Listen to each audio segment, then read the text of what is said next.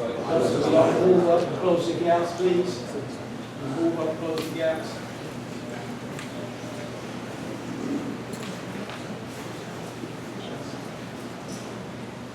Allahu Akbar, Allahu Akbar. Allahu Akbar, Allahu Akbar. Ashhadu an la ilaha illallah. Ashhadu an la ilaha illallah.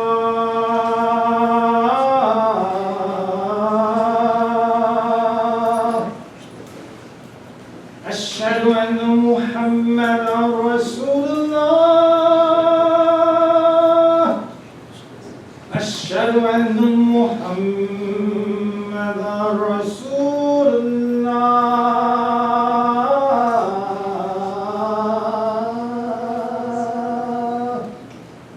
حي على الصلاة. حي على الصلاة.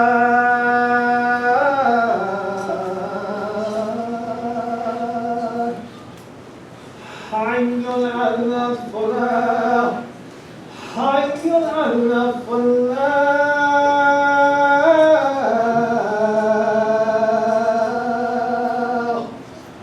الله أكبر، الله أكبر. لا إله إلا الله.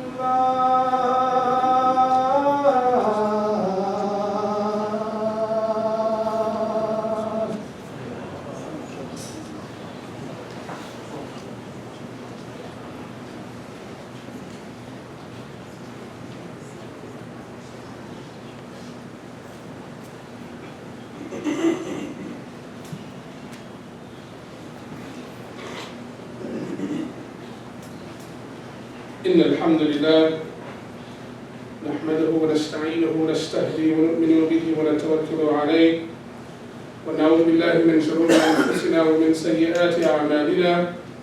من يهده الله فلا مضل له ومن يضلل فلا هادي له. ونشهد أن لا إله إلا الله وحده لا شريك له. ونشهد أن سيدنا ونبينا وعظيمنا وحبيبنا محمد رسول الله صلى الله عليه وعلى آله وصحبه وسلم.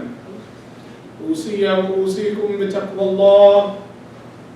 قال تعالى: أعوذ بالله من الشيطان الرجيم. بسم الله الرحمن الرحيم. الذين ضل سعيهم في الحياة الدنيا وهم يحسبون أنهم يحسنون صنعا. وعن النبي صلى الله عليه وسلم قال: إن الله تعالى كتب الإحسان على كل شيء، فإذا قتلتم فأحسنوا القتل، وإذا ذبحتم فأحسنوا الذبح، وليحد أحدكم شفرته وليرح ذبيحته. رواه البخاري ومسلم. أما بعد، Alhamdulillah, we have finished the first week, or finishing up the first week of the blessed month of Ramadan. We ask Allah subhanahu wa ta'ala to protect our actions from going into vain, from being in vain. We ask Allah subhanahu wa ta'ala to allow our striving, our salat, our zakat, our sadaqah, our fasting, our du'as, our volunteering, all of these works that we hope will be fruitful for us both in this life and the next life. We ask Allah subhanahu wa ta'ala to allow us to reap the benefits of all of those actions. Ameen. This is the month of blessings.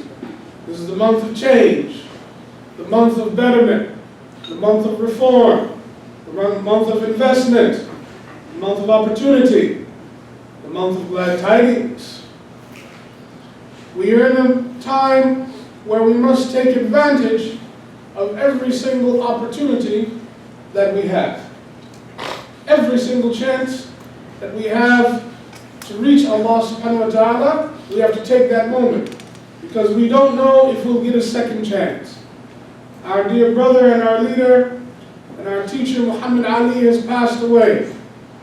And he has led a good example, and he has taught us blessed lessons about taking advantage of every opportunity and being the absolute best at everything you do. And regardless of what kind of tests that Allah subhanahu wa ta'ala throws your way, that if you deal with those tests with the proper spirit and the proper attitude, no matter what comes, you can always come out as a champion, both in this life and in the next life. Allah subhanahu wa ta'ala talks to us in the 18th chapter of the Quran, in Surah Kahf, chapter about the cave, chapter about the people of the cave.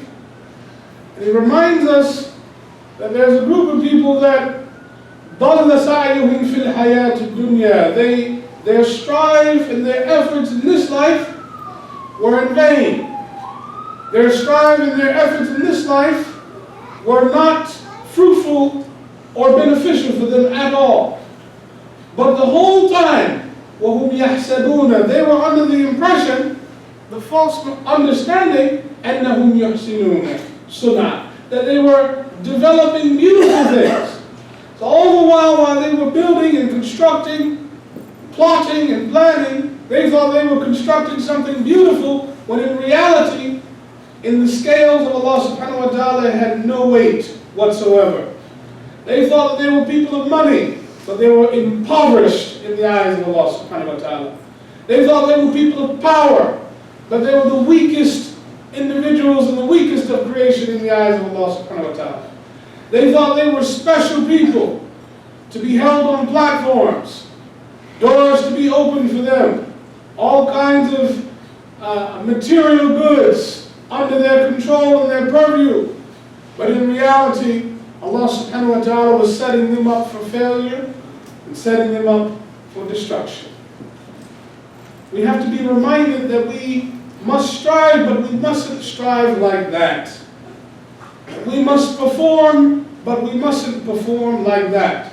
Our task, no matter who we are, no matter what we have, no matter how many trials and tribulations and how many waves have come over our bow, that we still have the opportunity to be the best and to be the greatest.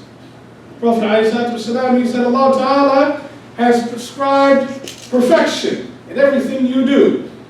Not perfection in the sense that it is perfect in the English sense, but perfection in the sense that you've done the best that you can do with what you have. So if you have $1 million and you only give 10, that's not perfection. But if you have $3 and you give 50 cents and that's all you can give, that's perfection. Whatever level, whatever situation you're in, you give the best at what you are striving for. Allah Ta'ala demands the best. And the system is quite interesting. Because if you don't give Allah Ta'ala anything, He's not going to give you anything. But if you give Allah Ta'ala everything, He's going to give you beyond everything. And if you have the intention to give Allah Ta'ala everything but you can't, He's going to match that gift beyond your imagination. But you've got to come correct.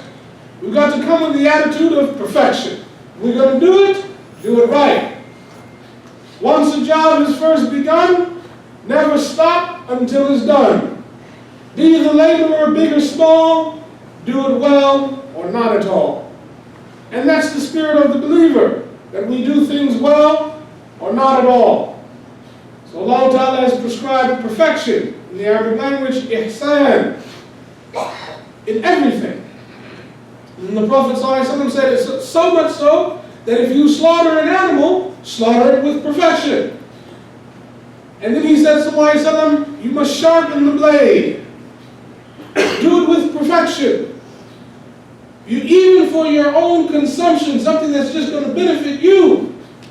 Taking the life of an animal so that you can live. The argument could be made that who cares how it's done, because at the end of the day, You're eating, you're taking a life, and you're consuming. So it doesn't matter whether it's perfect or not. It doesn't matter if care goes into it because it's just you eating. But even in something that benefits, that directly benefits you, that you perceive and I perceive as an action that directly comes here to me, if the way that I approach that act is not with the proper reverence and understanding, that even in acts that are personal and private that benefit me, that even at that level, I must be mindful of the gifts and the bounties of Allah Ta'ala. And I must be mindful of how I approach that act. If we don't have that mindset, we'll always be second best at best. So the month of Ramadan is about making sure that we take our worship, our service, our devotion, our dedication to Allah Ta'ala up a higher notch, to the notch of perfection. So how is that accomplished? It's accomplished in two ways. The first is that no matter what we do, when we do it, we must do it for the right reason. So if you give for the right reason. If you withhold for the right reason. If you pray for the right reason. If you volunteer for the right reason, etc. and so forth. The right reason, in Arabic, in Islam, and in the Quranic language, that right reason is called ikhlas, sincerity, pure intention, such that we do what we do in order to seek the pleasure of our Creator and our Maker, Allah, glorified and exalted. That's what we're in the business of doing. Now, if we have ulterior motives and agendas, then we will perform actions, but those actions will fall very short of their fullest potential. And therefore, we as servants of Allah in this life, we will always fall short in reaching our fullest potential at the individual level, at the family level, at the community level, and even at the institutional level. We'll always fall short. So the first thing is to reform the reasons why we do what we do. That's the first ingredient to perfection. Allah Ta'ala, when the Prophet ﷺ, he said, Allah Ta'ala prescribes perfection in everything. And in another hadith, he said, Allah Ta'ala is pure and good, and He only accepts those actions that are pure and good. So if the action has other reasons for it being done, then we've associated other partners with Allah Ta'ala at the behavioral level, not at the theological level, but at the behavioral level. So if I do something to please Allah, and also for it to be said that I'm a good person, then at that point I've paired myself with Allah, behaviorally. Although I don't worship myself, but in that instance, my motivation is tainted, is corrupted. At the motivational level, I have elevated myself to the same status as Allah Ta'ala. Behaviorally, motivationally, that's associating partners with Allah. And that undermines our effectiveness as believers. Brothers, if you wouldn't mind, please moving forward, inshallah ta'ala, so that we have some more space. Some of the brothers are giving us signals to move forward. But remember, if you move forward for the right reason. Okay? Some of us move forward in our businesses and schools and our family home, and we don't understand why we're not feeling fulfilled, or why our forward progress reaps no benefits. Well, it's because we move forward, but we're not moving forward for the right reason. So even when you move forward in the masjid, you move forward not because I told you to do it, or not because someone else did, but because the right reason. Allah Ta'ala, you make space for your brother here or your sister here, Allah Ta'ala makes space for you in Jannah. That's the reason. we do what we do for the right reason. And if we don't know the right reason, then we use the gifts that Allah Ta'ala has given us, our mind, we think and we process and we figure out what's the right reason. Normally I want to do it for this reason, but hold on, I'm not a normal person, I'm a believer. I'm a Muslim. That requires me to think outside of the proverbial box. That requires me to raise my standards. That's what the month of Ramadan is about. So the first thing is to do what we do for the right reason. The last thing, the second and the final ingredient that we have to be mindful of as it relates to perfecting our faith and our practice, our deed, is that we must do what we do in the right way. So for example, if I want to pray the Maghrib prayer, the sunset prayer, it has 3 rakats. If I feel like doing 2, is that going to count? Not at all. The sunset prayer, the Maghrib prayer, was legislated for 3 rakats. So I have to do that, I have to offer that in the way the Prophet ﷺ said offer, or taught to offer it. Allah Ta'ala taught him to offer it like this, and he teaches us to offer it like that. So we follow suit. So we do what we do in a certain way, not in a way that is contrary to our deed. So when we give in the way, in the spirit and in the fashion of the giving of the Muslim. Otherwise, how is someone to distinguish our giving from the giving of a non-Muslim? Externally, I reach in my wallet, he reaches in his wallet, I pull out $5, he pulls out $5. It's the same thing. But we give differently externally. Yes, I reach in my wallet. Yes, I pull out $5. But when I extend it, when I give it, something comes out of my mouth. And that word is Bismillah. Bismillah. And even when I let it go, and the recipient of that gift says, thank you very much. See, the average normal response, what I call is the response in the box, is you're welcome, or don't mention it. But the response of perfection, the response of the believer, is not that. Or shall I say, not only that. The response is, Alhamdulillah. Bismillah, Alhamdulillah. And that's why we say those 2 formulas 17 times a day. In the beginning of every salat in the Fatiha. Bismillahir Rahmanir Rahim, Alhamdulillahi Rabbil Alameen. Every single day we repeat that, so that we become programmed in that mold, in that fashion. To start everything we do with Bismillah. And regardless of its success or not in the material sense, in the worldly sense, at the end of the day, all praise is due to Allah, Alhamdulillah. I had a teacher that used to say, up, Alhamdulillah, down, Alhamdulillah. I used to say, you know, oh Sheikh, oh teacher, I understand very well when things are up, Alhamdulillah. When you have money, Alhamdulillah. When you have success, Alhamdulillah.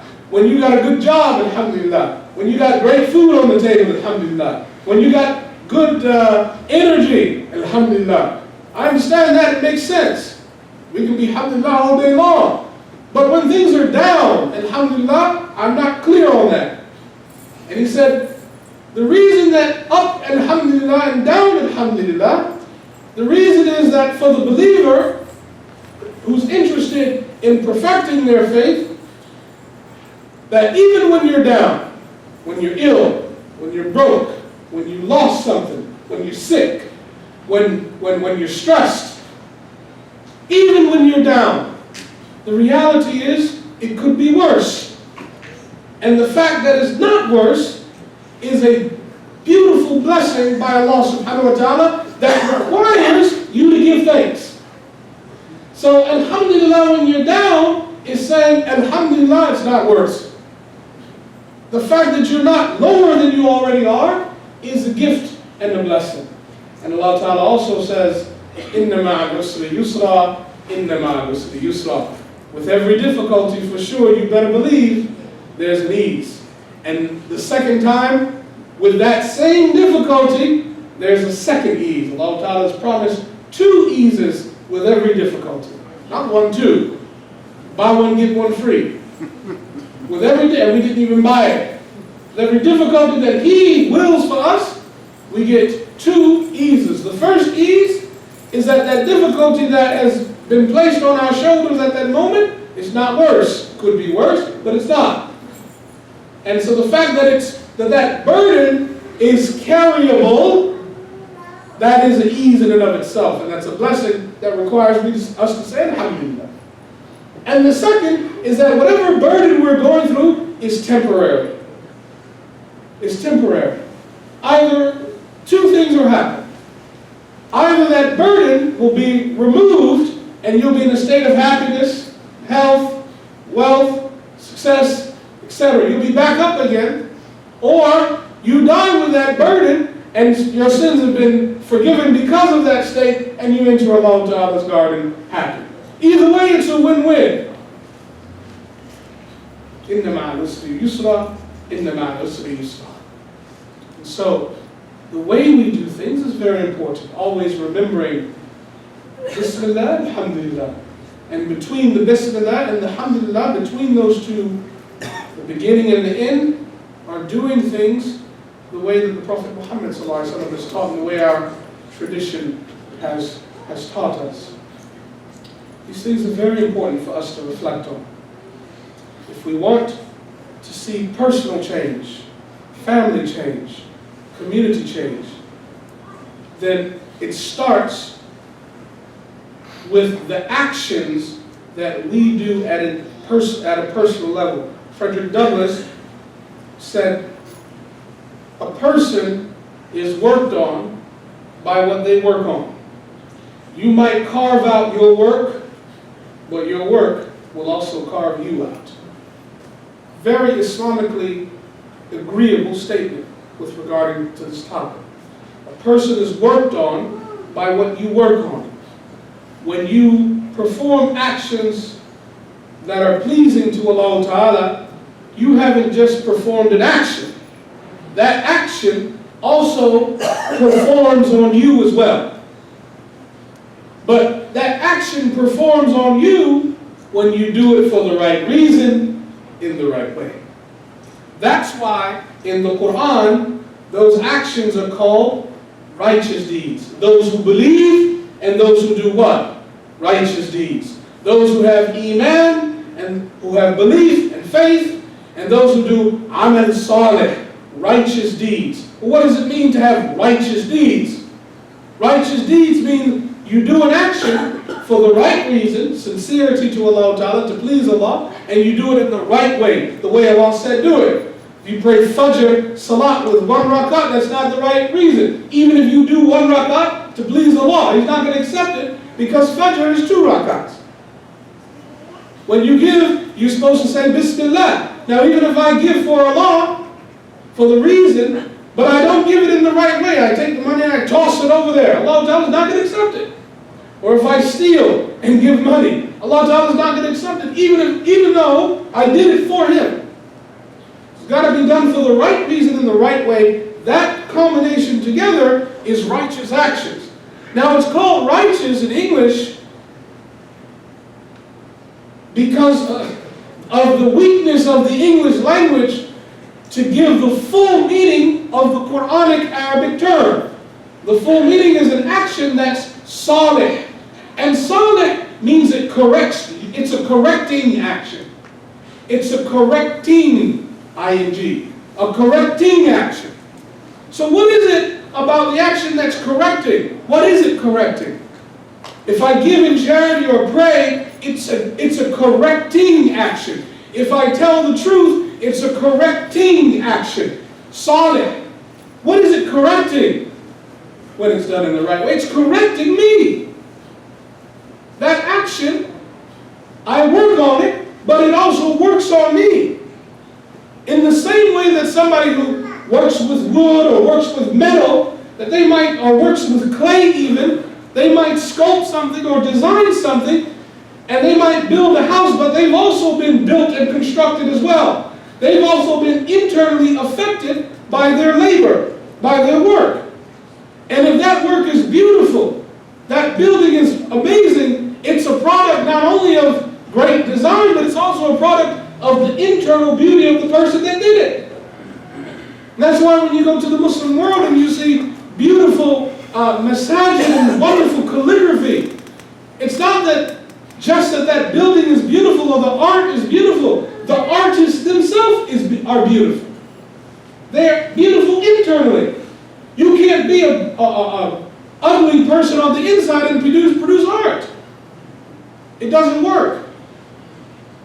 You give me any politician today, running for president or not, that's an artist. You've got to be a straight, pure person to produce beauty. And so when you work on something, it works on you. If you are corrupt and you work on gambling and drugs, you're going to be an ugly person also. That work is going to work negatively on you. And so righteous deeds in English, in the Quranic sense, is called a deed that's salih. It's a correcting action. It's an action that works and corrects on the doer as well. You don't think that when you give sadaqah, you've helped somebody else out, do you? Oh no. When you give charity, that's not about helping him or her or them. That's helping you. When you volunteer, you haven't helped anybody out. No, you've helped you out. We don't help people out. Allah Ta'ala helps them. He just sends us as agents. He sends us because we need the work.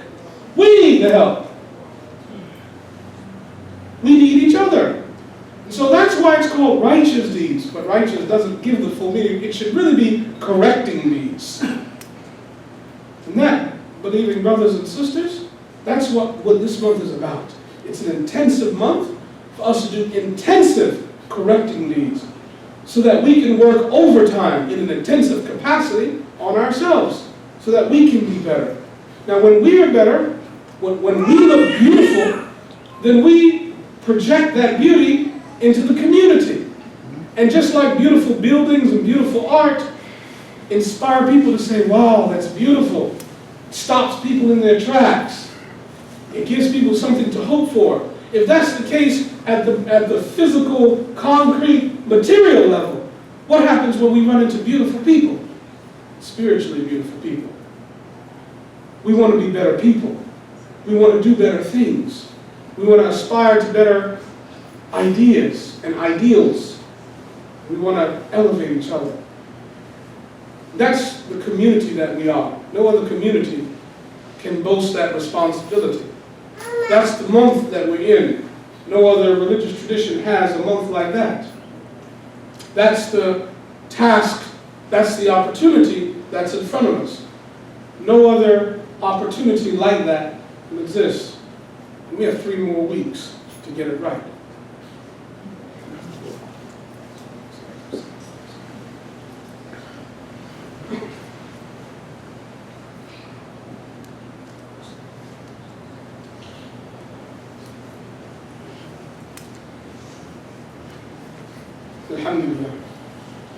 الحمد لله رب العالمين والصلاة والسلام على سيدنا محمد وعلى آله وصحبه أجمعين.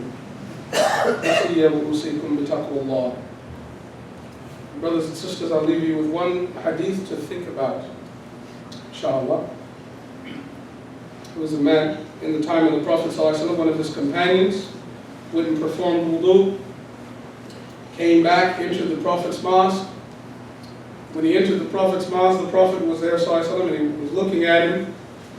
And the Prophet Muhammad ﷺ noticed that on the back of his heel, on the back of the man's heel, was a spot where the man had not performed wudu. In other words, the water had gone to the front part of the side of the foot, but it had not gotten to the back of the heel. So the Prophet ﷺ, he told the man, go back. You've not performed wudu. And he said, Ya Rasulullah, I performed wudu. See, in his head, in his mind, he thought he did it. In his mind, he thought that he performed the action. And the Prophet ﷺ, he said, no, you have not performed wudu. Then he said, woe to the back of the heels, he said.